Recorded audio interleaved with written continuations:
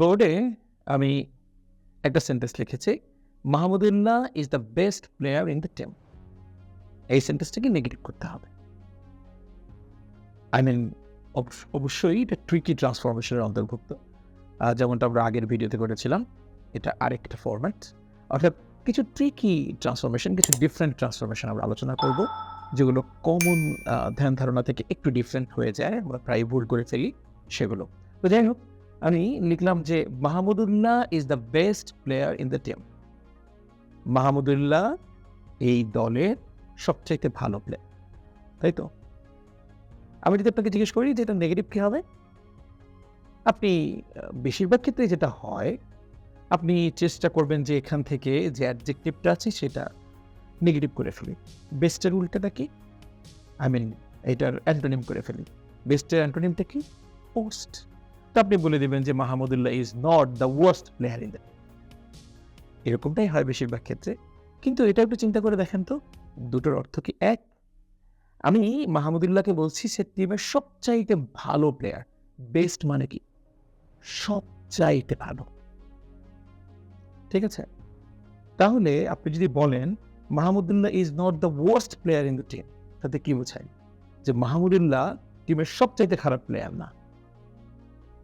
তার মানে সে খারাপ প্লেয়ার। সেন্সটা কিন্তু এমনই হয় যে টিমের সবচাইতে সে খারাপ না। তার মানে সে খারাপ প্লেয়ার, এটা নিশ্চিত। অর্থটা একেবারেই বদলে যায়। এক্স্যাক্টলি। এখানে যদি সুপারলেটিভ ফর্ম থাকে ইন দ্য বেস্ট, তাহলে সেটা অ্যান্টোনিম দিয়ে করার আসলে কোনো সুযোগ নাই। সেটা করতে হবে নো আদার দিয়ে। যে মাহমুদুল্লাহর মতো ভালো প্লেয়ার আর একজনও নাই। ওই যে বললাম একজনও নাই, নাই কথাটা তো চলে আসছে। সুতরাং নেগেটিভও হয়ে গেল আর অর্থও বদলালো না।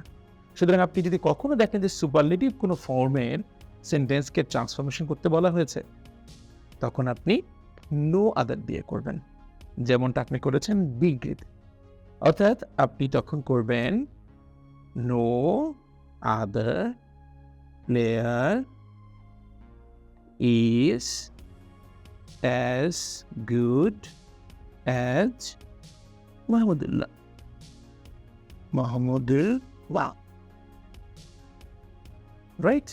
অর্থাৎ আমরা যখনই দেখব সুপারলেটিভ কোনো ফর্মের সেন্টেন্সকে নেগেটিভ করতে বলা হয়েছে, সেখানে অবশ্যই খেয়াল রাখবো যদি এমন ফরম্যাট হয় যে একেবারে দ্য বেস্ট, তখন আমরা নো আদার দিয়ে করার চেষ্টা করব। ঠিক আছে? Thank you.